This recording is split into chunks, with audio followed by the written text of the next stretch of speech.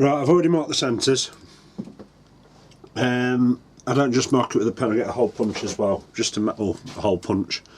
I stick it right on the dot, make a hole, wiggle it round a bit. It just helps you locate the pins on the live centres. Now, with monkey puzzle, I don't know about other species of wood, but the pith isn't actually a pith how you think about it, a pith how you know it. I'll zoom in a little bit. All it is like, it's very, very soft. Forget scriber. It's like a fibre. You can actually pick it out like that. You know what I mean? So there isn't actually a pith there. So if you're lucky with the monkey puzzle, you can do a bowl without the hole, without the centre coming out. If it does, and obviously you just turn a bung, and you put a bung in there, or a cap of some sort. That's another reason why it's so stable, why it doesn't split on the pith and go across, because that fibre, it's just, that fibre will compress itself, but it won't actually pull at the wood or tear the wood. So I'm going to risk it, because if you notice, that hole is very, very close to the soft centre. Because I don't want screw holes, I'm going to be coring this. I don't want screw holes in the smaller bowl. So I'm going to use a live centre. If you're not comfortable doing it, obviously face plate it, but this is end grain, so I wouldn't just use little stubby screws, I'd use quite fat long ones to give you the grip, and always use tailstock support while. Always use tailstock support, obviously, while you cut yourself a tenon.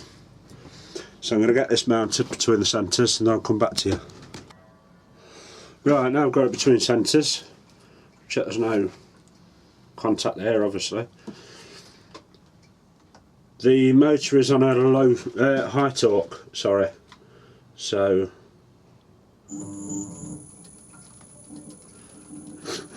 very slow. But I can turn this up to, I forgot something. I'll put up with it for now. All these fibres, because I took the bark off obviously, and it's a monkey puzzle, you get all these fibres. I've got patience this morning. Right, I've got a spindle roughing gouge, because this is technically a spindle.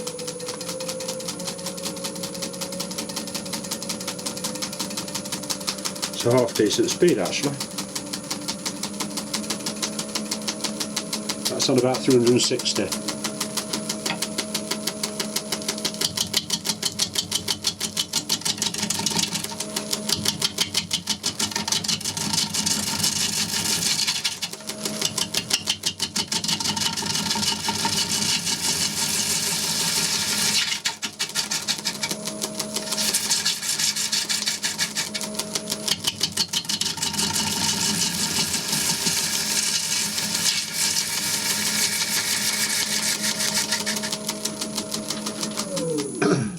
I love wet turning, it's like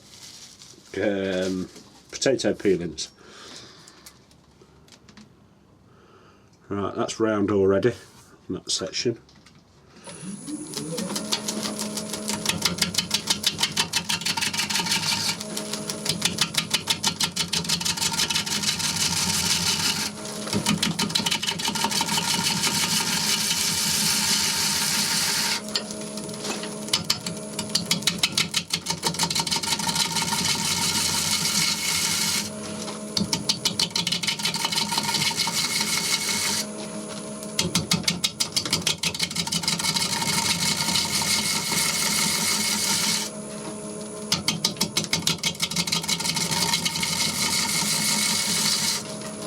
If you've got a cast iron tool rest, I won't go right to the end, because obviously it's cast iron, very strong, but it doesn't like shocks. This is a steel one, so I don't mind going towards the end a little bit.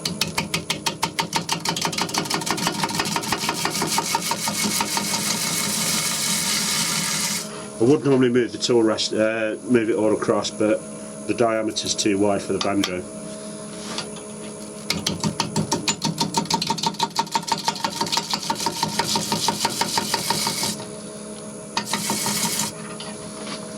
go towards, but only so far.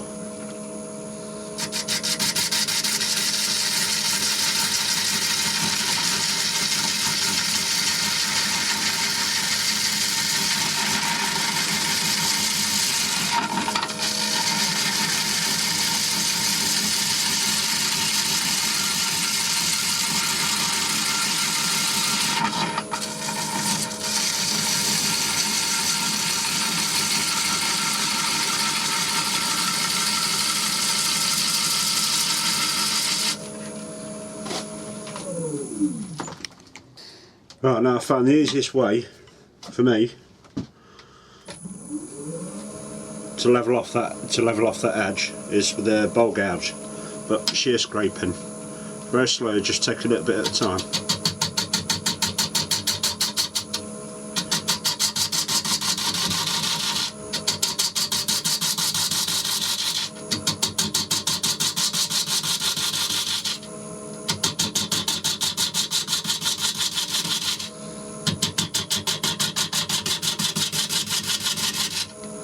Putting quite a bit of pressure down on your left hand, but just moving towards.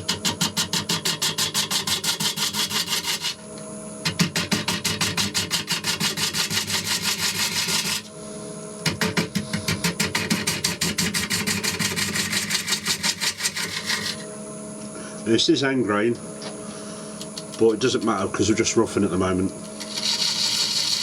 With end grain you go centre to outside.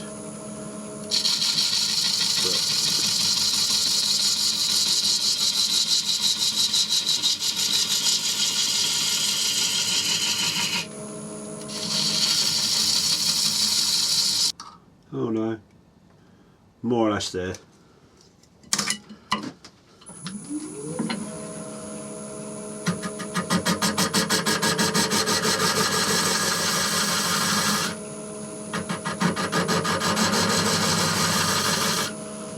Yeah.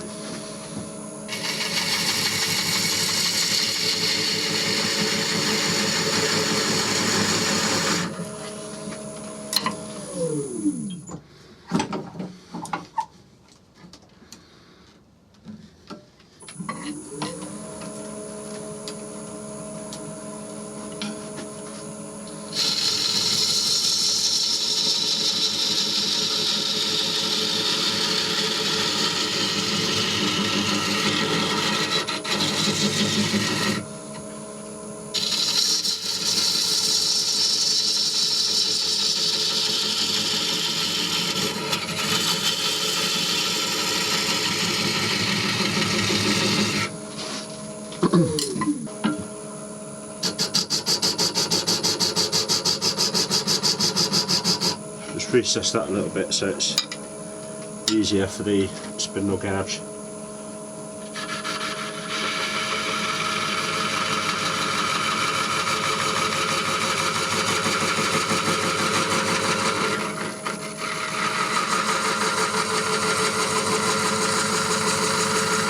Now I'm being careful here not to turn this into a dovetail.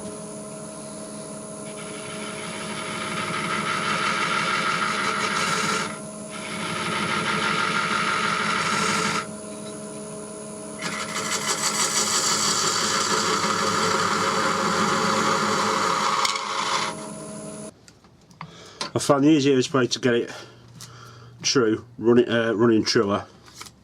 Obviously with a big lump like this, putting the chuck on and then trying to lift it up and tighten it up all up at the same time, it's a little bit hard.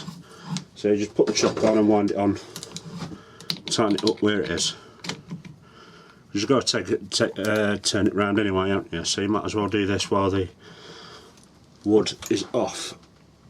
You crank the pressure up a fair bit.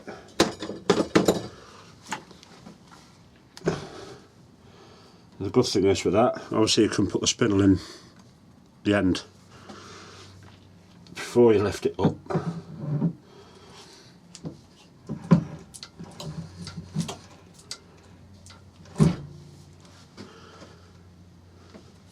And that should run with this section running true anyway.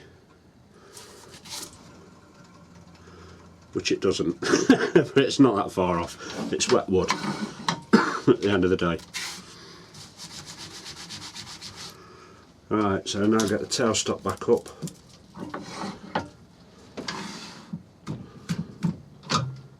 You don't have to do this at the end of the day, it's on the chuck now, but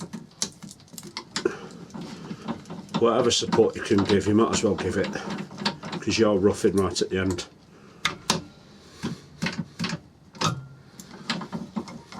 You're roughing and then truing up a wonky edge, so you might as well have as much support as you can. Right, first thing worth mentioning, if you've had the smaller bowl saver and you're going for the bigger one, or if you're just going straight for the bigger one off the bat, the tool post is different. It's got a taper on the top of it and a screw thread there instead of a threaded spigot. Also, what I've had to have done, it won't come as shiny as that. This is a 30mm post. I ordered this, they're out of stock in Britain, so I've ordered it from Germany.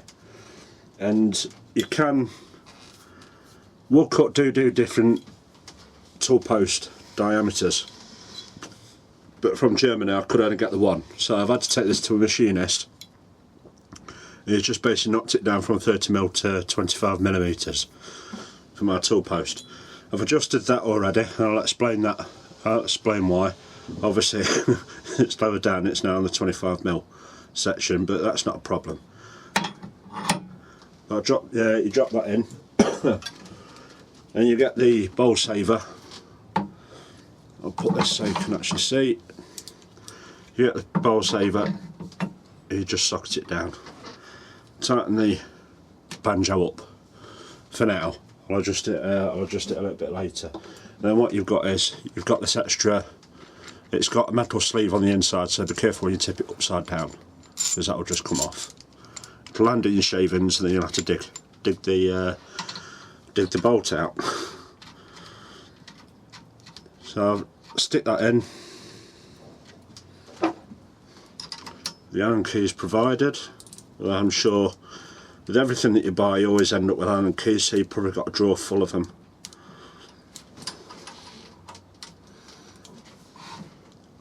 I'll nip that up tight.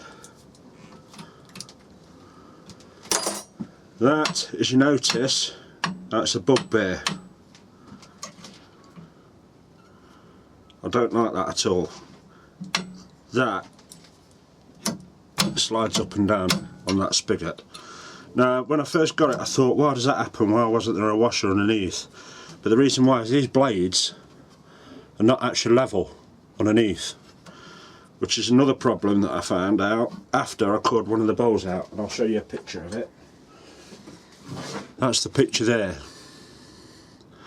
What's happened is, because this is end grain, obviously I didn't know at the time because I couldn't see, but I got the tip, this tip here, absolutely level with the centre line, but as you go in it drops down.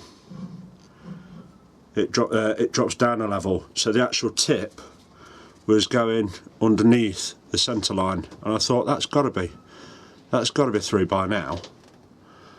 And I thought, well, I'll just prise it and I'll twist it, and I had to twist it and because it's end grain, the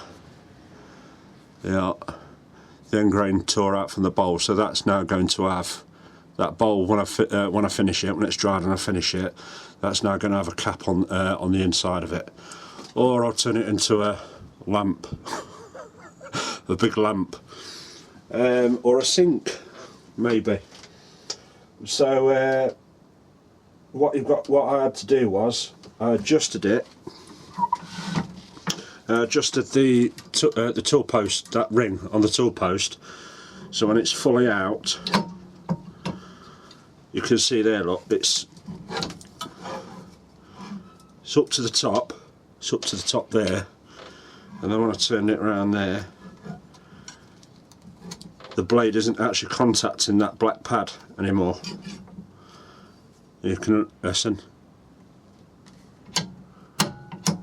You know what I mean? It can drop down.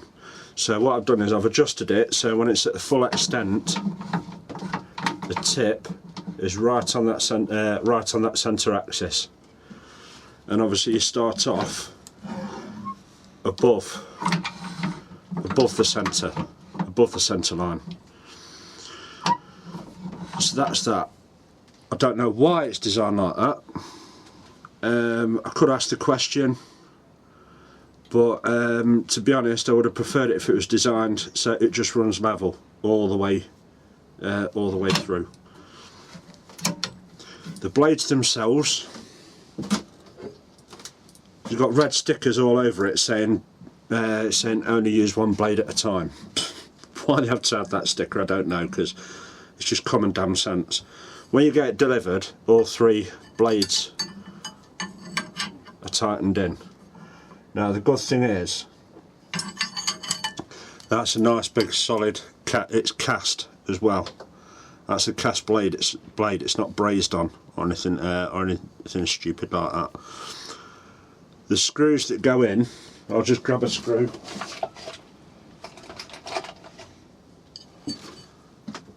Are designed so there's not that much tolerance at all side to side. So it's very easy to get it centered where it's supposed to be. That V there, you've got these V shapes. I don't know if you can see them. Just there. That socket's in, so it gets it perfectly vertical as well, so it's not twisted. And you just screw them in, and it holds it very tight. So what I'm going to do is, that's that. I can't zoom out any further. I need a shed with a taller roof.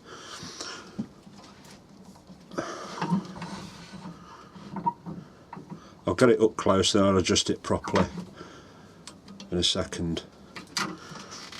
But what I've done is as well, this spigot, this here is threaded all the way through. Because I've had to adjust it to get that tip on centre line, this stub, how it's delivered, isn't level with the live centre. So what I had to do was just take it off, turn it round. So now this, I'll take this off briefly. Probably drop the handle now in the shavings. Yeah. As you can see there, the spigot is off centre. So what I did was I literally just flipped it over. So this, I said live centre, didn't I? So this Morse taper is lower. It was a little bit too low, so I had to put that fat washer was underneath. So what I had to do is, it's still got that washer there. I just added that washer just to raise it just that little bit. So now thankfully, with a tip bang on the centre line, when it's fully extended, this Morse taper is now bang on line with the tailstock. When I say bang on line, it is ever so slightly out. Yeah, extend your tailstock a little bit further because the tailstock gets in the way of the handle to tighten it.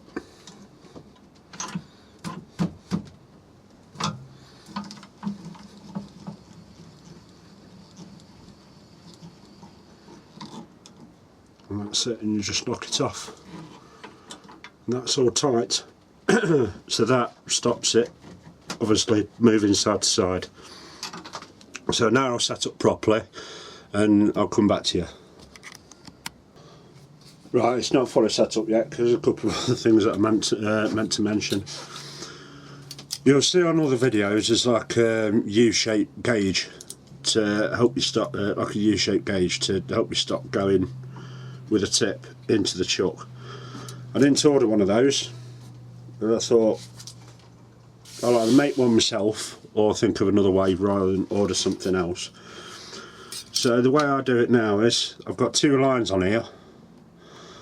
If you remember that tenon, I dug in a little bit further to make the tenon deeper, so the actual chuck is further into the blank than the edge of the blank.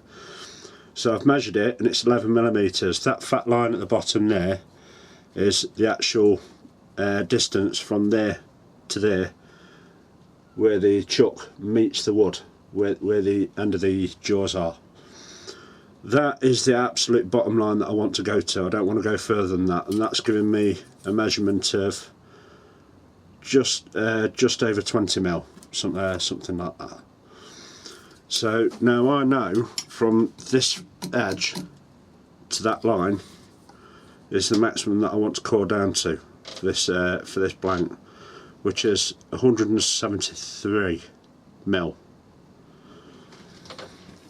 Now the distance between the front of that and the left hand side of that tip, on the biggest blade anyway, is 160. So I know that if I got that spigot, I know if I lined it up so the face of that is actually more or less touching that tenon, because the tenon is actually a tiny little bit deeper, tiny little bit further out, but it's only by what, a couple of millimetres, not much at all. I know that if I get that right up close and core in, I know that that tip won't go further than that line. But I want to be smart here. If I just core that out, this will be one bowl blank. But if I core out from the side, a little bit further down from the side, I'll have one bowl this diameter and another one this diameter as well, rather than just one this diameter. Instead of getting 1, 2, 3, I'll have 1, 2, 3, 4. You'll see what I mean. I'll flick up the picture. I did one with a deeper blank.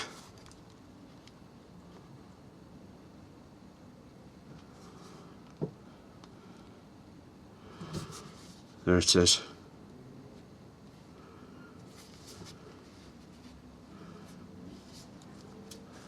There it is. I've got all those lot. That blank at the bottom and that blank there are the same diameter. So effectively I cored it out, and because I went in from the side instead of from the front, that means that that bowl at the bottom is extra. I wouldn't have had that bowl if I hadn't have gone through the side. So that's what I'm going to do now. So 4 bowls for the price of 1, not just 3. So I'll set up and then I'll come back to you.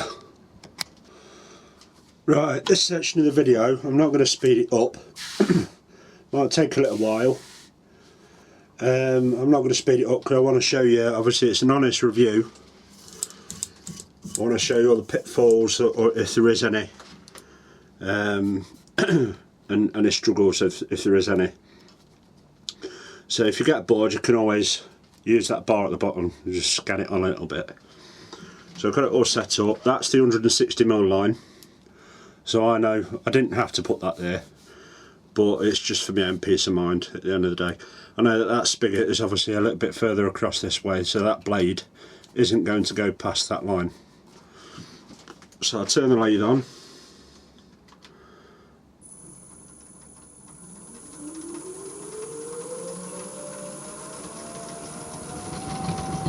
Right, that's got wobble. Because this lathe's bench mounted, it's not on legs.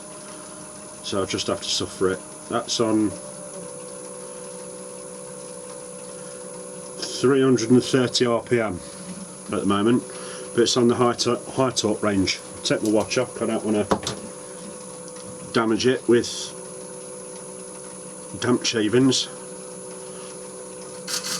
Because it's going in at the side, I'm just taking it steady for now. In fact, you can't see nothing, can you? I'll get a lamp on.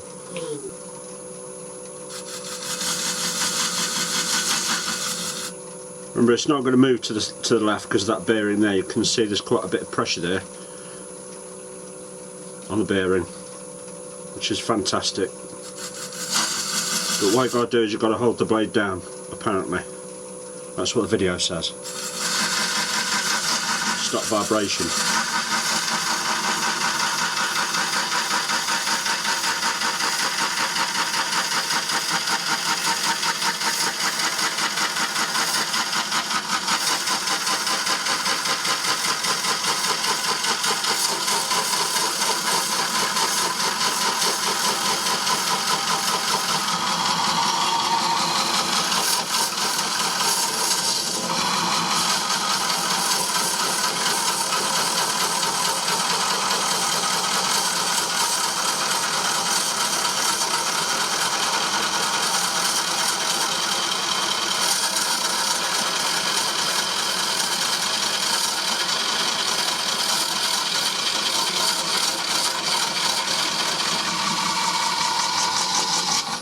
Start off with, obviously you saw all the chippings spraying out, but they're not spraying out anymore. Get a brush. Instead of using your finger, you don't want your finger near there, which I very nearly did. This is why it says on the site that you need a minimum 2 horsepower. That's on high torque range and it's already struggling a little bit.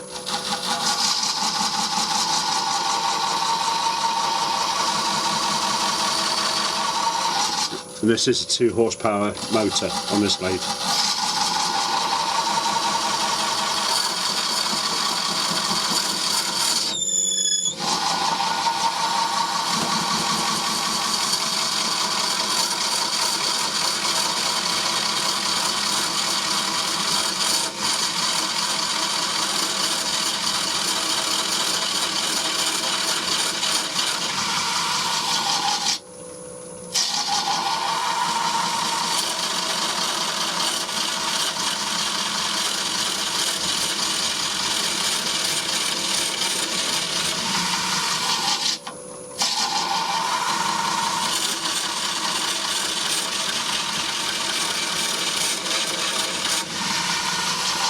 This is end grain as well, so this is so if you turn a side grain bowl, it will be a lot easier than this. It's very, very hard to go into end grain. This is monkey puzzle, it's softwood as well.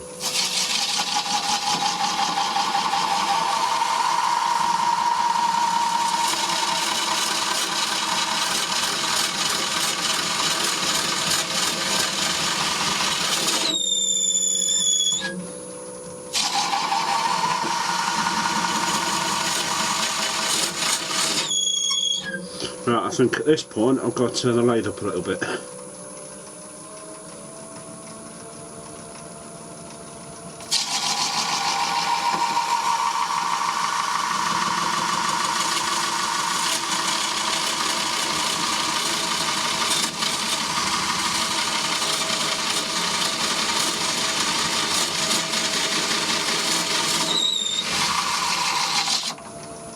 Right, another thing I can do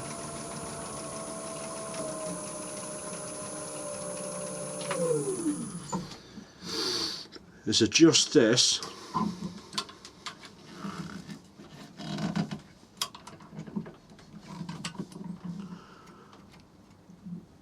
to make a wider curve so it isn't binding and going again. Like you go with a parting tool, you're going so far with a parting tool and you pull out and just make that curve a little bit wider, you know what I mean? You just keep on going in like that. And that way it's not binding up so easy.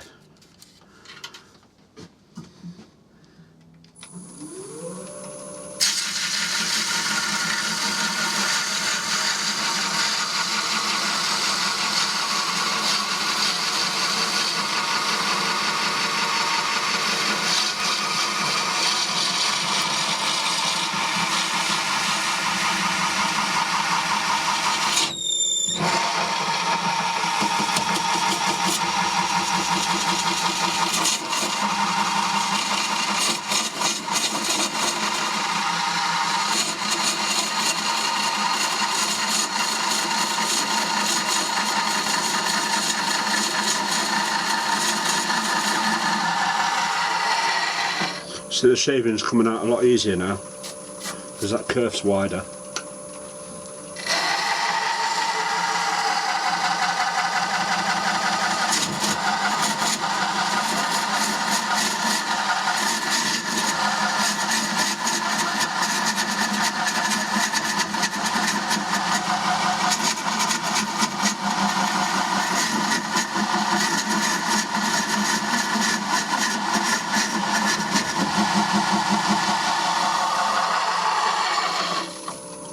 At this point I'm going to do something that I should have checked. If it's wet wood, check the tenon, check the chuck. Retighten the chuck if needs be.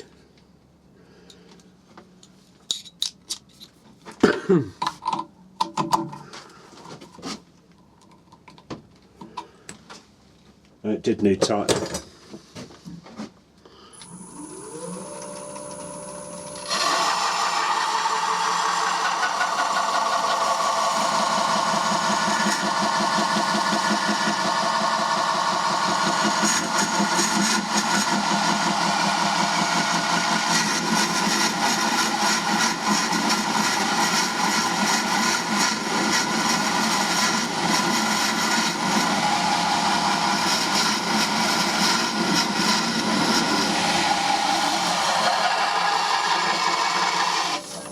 Now I'm going to do is stop it, loosen it all off again and bring the tip back out.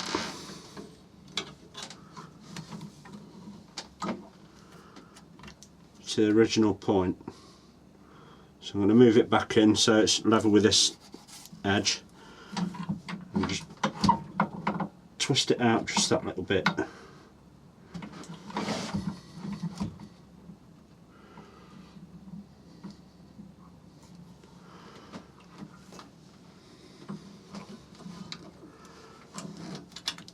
Now you've got to remember that gap there because you don't want to be pulling this that way or that way. You're going to be hard pressed to do that because the tailstock's holding it.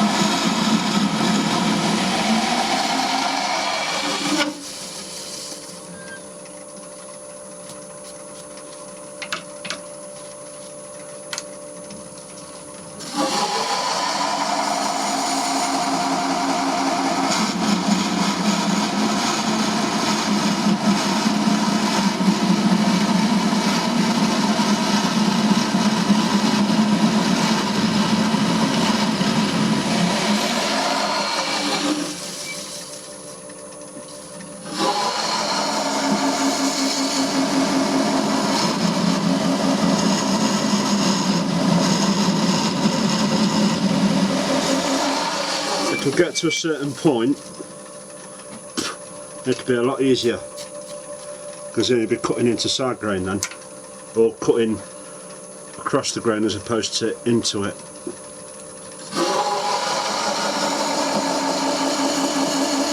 Should be very close to that now, so I'm past halfway.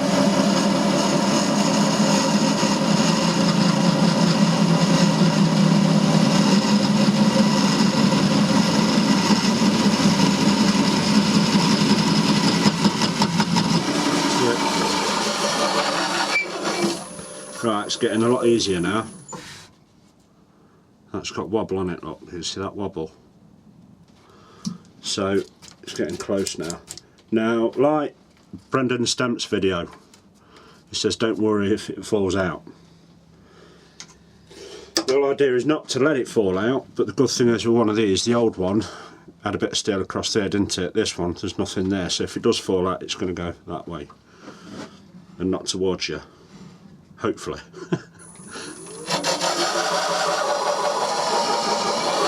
But I don't want to twist this because like I saw on my phone, I took that picture, I don't want to twist it, I want it to literally snap it, but it's wet wood, so it's not going to snap as easy as dry wood obviously.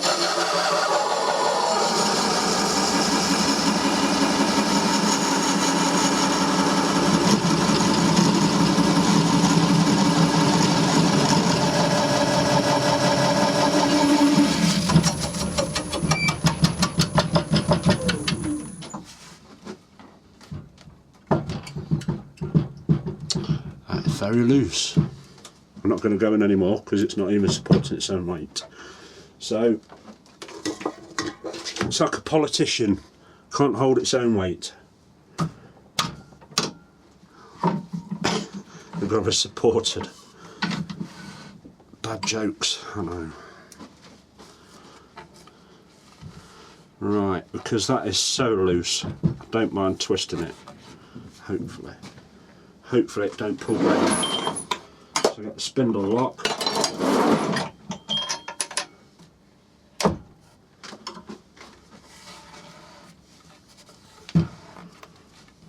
I'm hoping it don't pull grain out.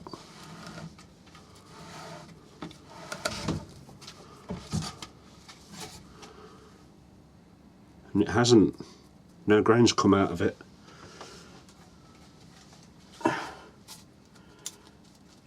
it's pulled it out a little bit on the inside,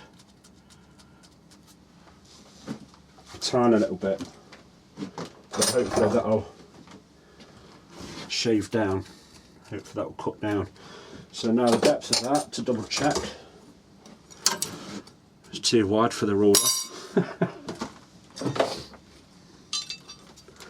A pry bar. Right, the depth of that to the centre is 110mm or 11 centimetres. See what I mean? You've still got that distance there, so now's the time to tool that on the inside, bring that rim down, obviously because that's razor sharp. You need that about half an inch, 3/4, well say 3/4 of an inch diameter. So I'm going to get this lot out of the way and then shape this bowl. And then that's the bowl with a tenon ready to mount up to cut a tenon on this end.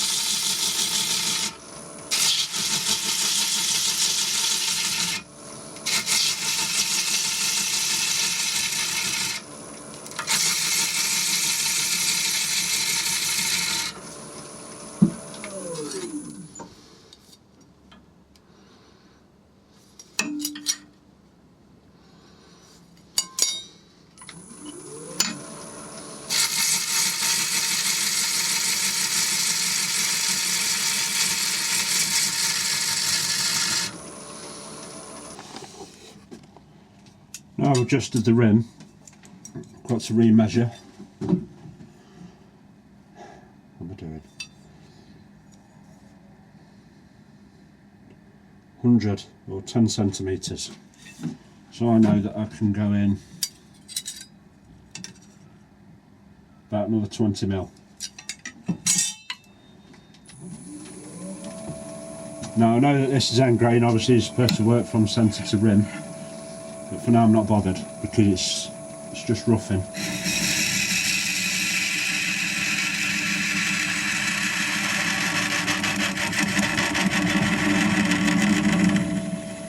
It's easier to hog out a lot of material going the wrong way, and then when you come to the last few cuts then you go the proper way without jamming your damn tool, without looking in the wrong direction when you're doing that.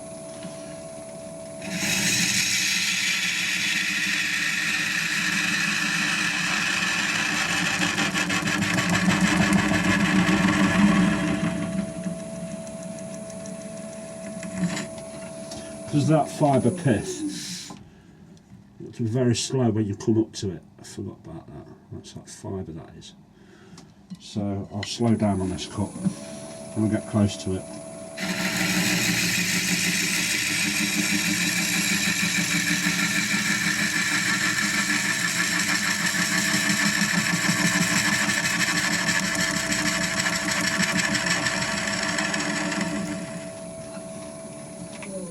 Remeasure.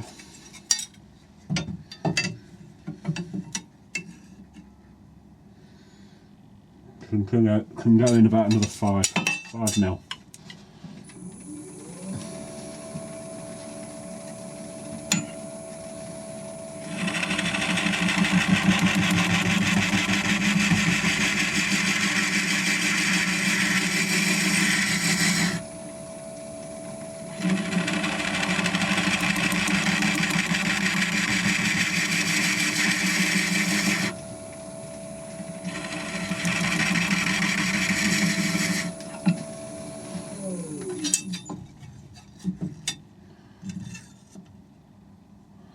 That's it, 100 or 10 centimetres.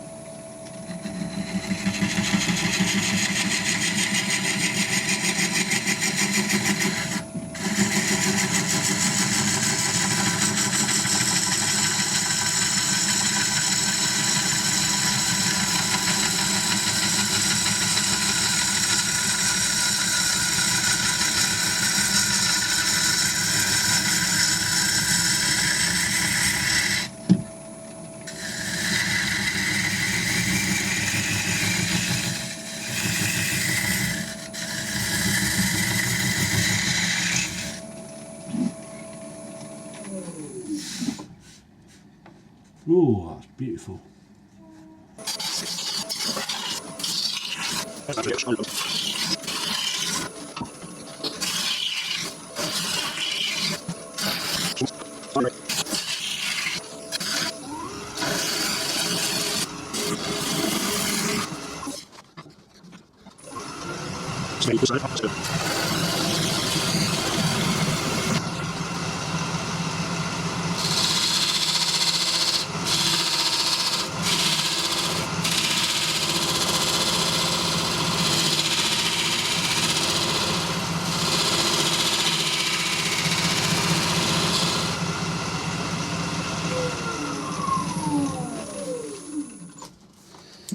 Now what I did there was, because obviously I took it down, that was a curve, weren't it, and so I took it down, there's a sharp edge on the bottom, so I've just flattened the foot a bit. And that is one bowl done. And that's the bottom. Obviously nice, fat, big tenon. And that's the inside. Nice and as smooth as it can be. So that now is going on the drying, in the drying room, spare bedroom. Right, now it's time to turn the other tenon. I still want to use 125mm for this because that first set that I did, I thought, well, I used a 60mm one for these jaws, but there's a lot of strain. It didn't snap the tenon, but there's a lot of vibration. So I'm still going to go with 125mm, but shallower. I'm not going to have such a deep tenon.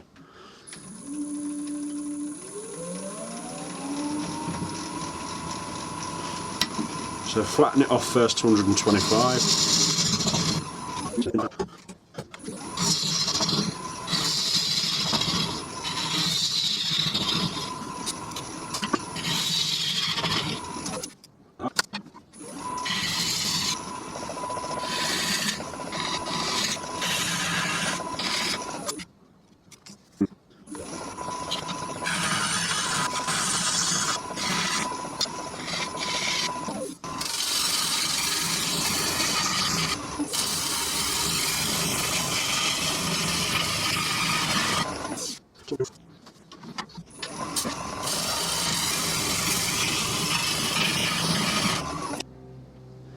Right, I've set it up now for the next core. Bearing in mind, well, it does mention that you're supposed to use the second blade for the next core in, but technically this is the first core. And also, I know it's a little bit further away, but I checked with the second blade, and it wouldn't get to this point without a lot of faffing about. So I'll use this blade. That's about 20mm, something like that. So I'm going to give myself a 20mm wall. Now, bearing in mind what I did before is I had that stubbed into the shaft into right up against the tenon, because the 160mm or 16cm from there to the edge of this tip wasn't going to go into the chuck. If I did it this time, it would do, because that rib is only where's my other roller?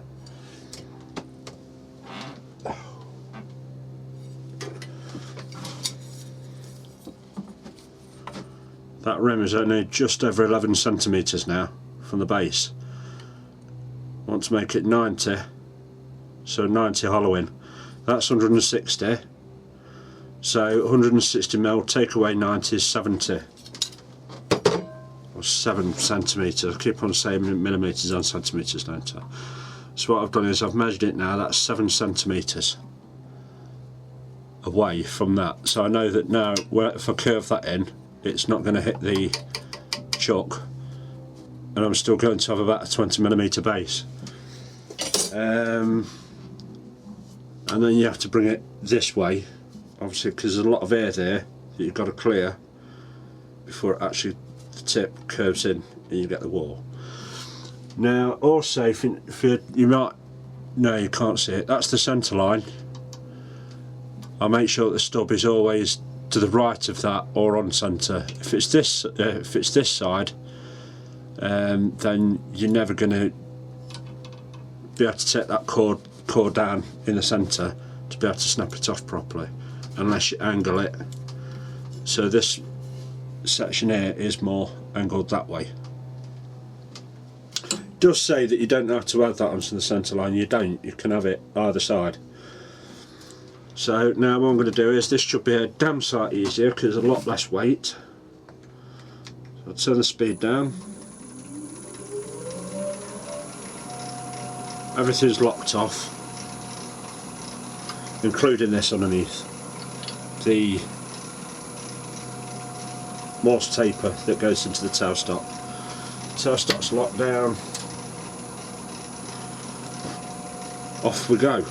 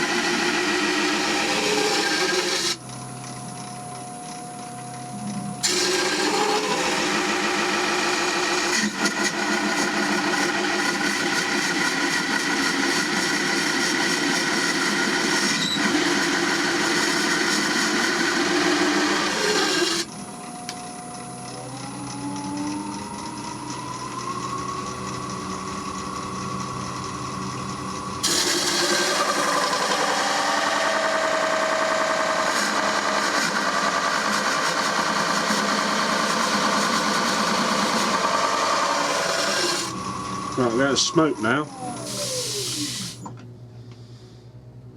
Just turn the speed down and do the thing that I did before. Just adjust it that tiny little bit.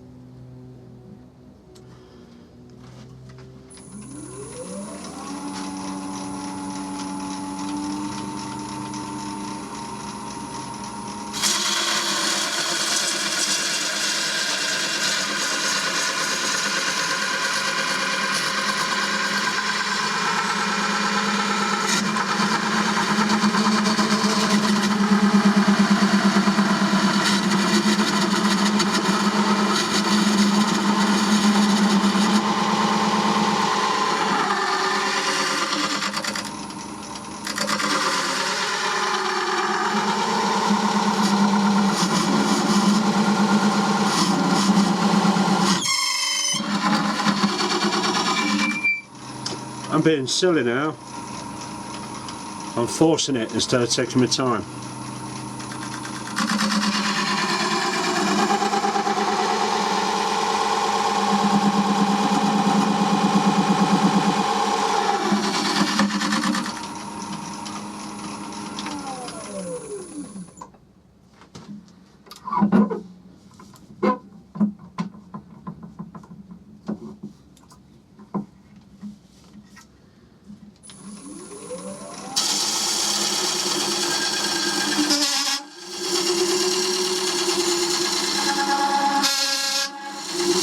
I wonder why it's doing that.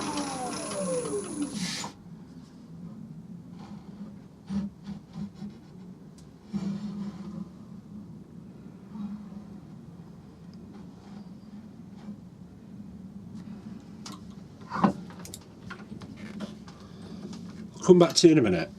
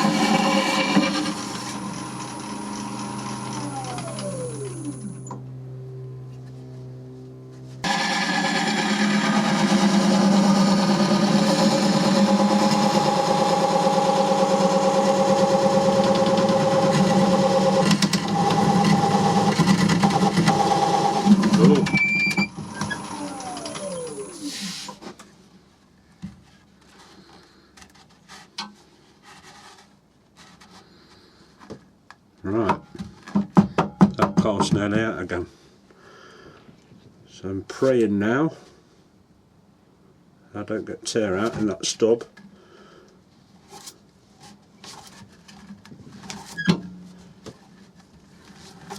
I think I have, because that took quite a bit.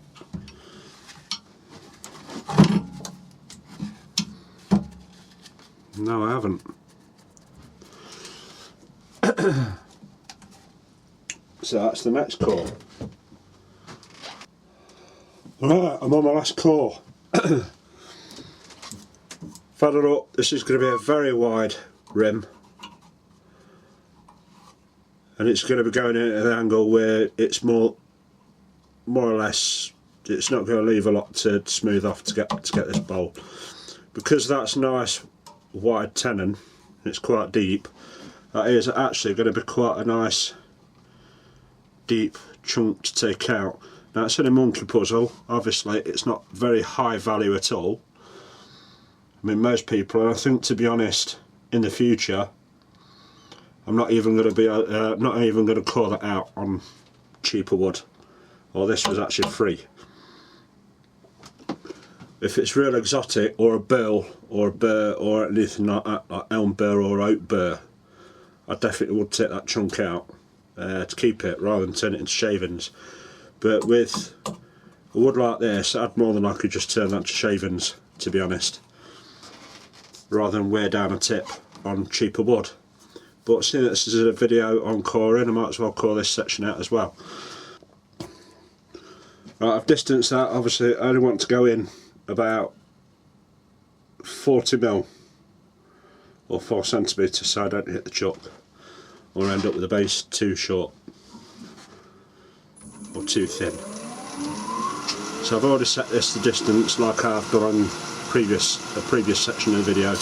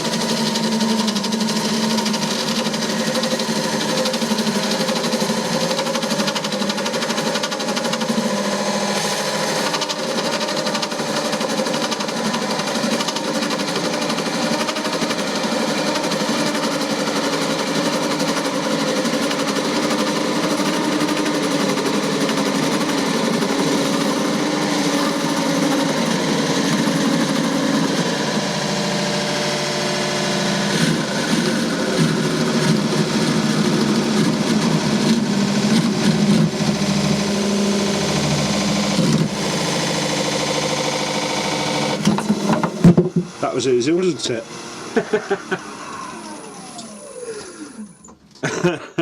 That's took a lot of stress out of my head, it has, because obviously,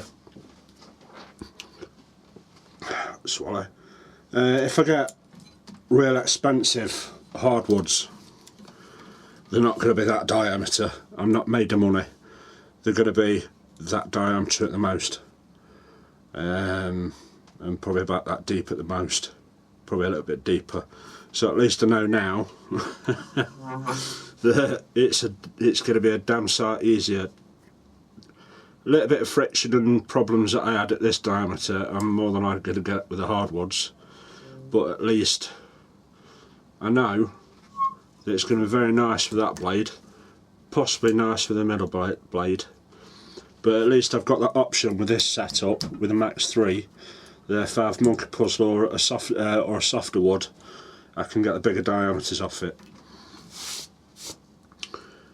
So I'm going to finish this one, and I realised my error. Thankfully I've got that little ridge there, so I can stick that back in the 125mm jaws and turn a little tenon on here, probably a tenon for this chuck, little dovetail, and then turn something out of that.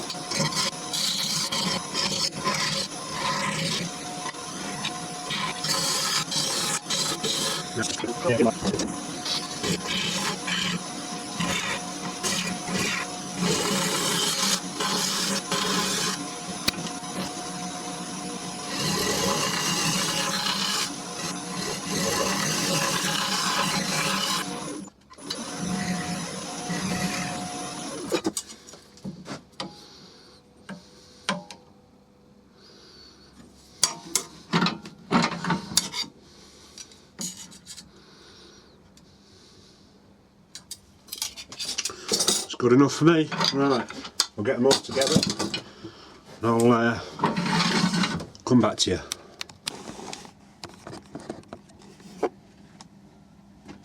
Right, there's 1 potato, 2 potato, 3 potato, 1 chip, 1 more fry, wherever you're watching this from.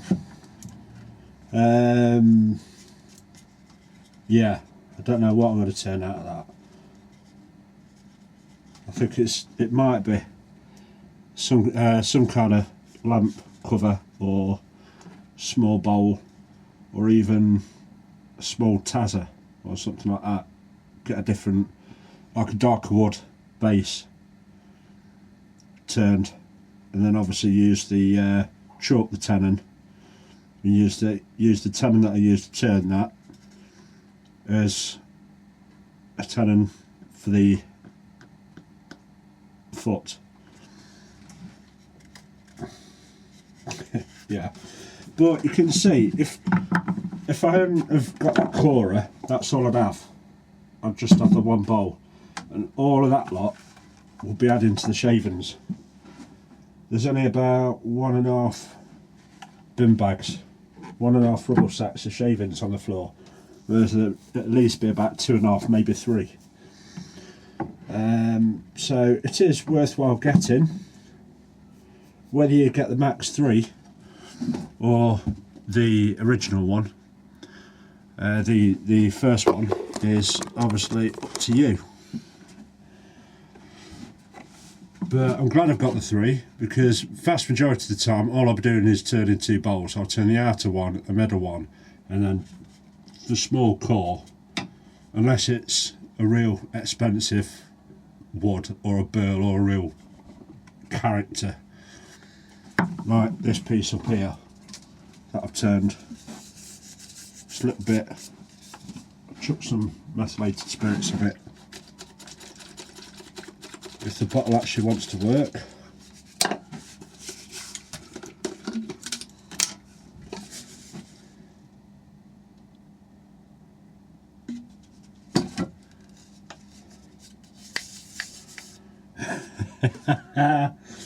Very professional. I'll be careful not to have a cigarette for a while.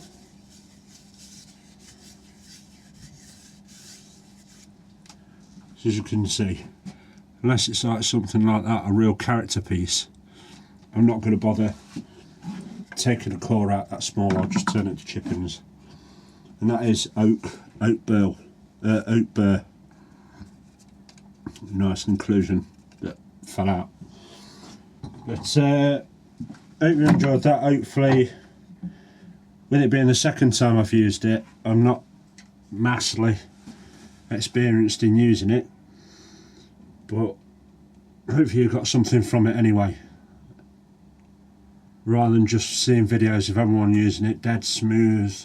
You've obviously seen some problems that I've encountered with the second time that I've used it. So enough waffling on.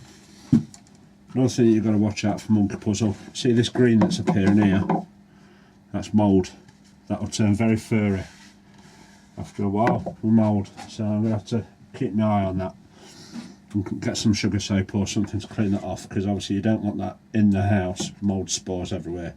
So you need to, with monkey puzzle, you need to keep it you need to keep your eye on it, obviously clean the fur off it with a mask and keep it in a shed or outside under tarpaulin or something like that. You don't want mould in the house or in the shed, so these are not staying in the workshop or going in the house.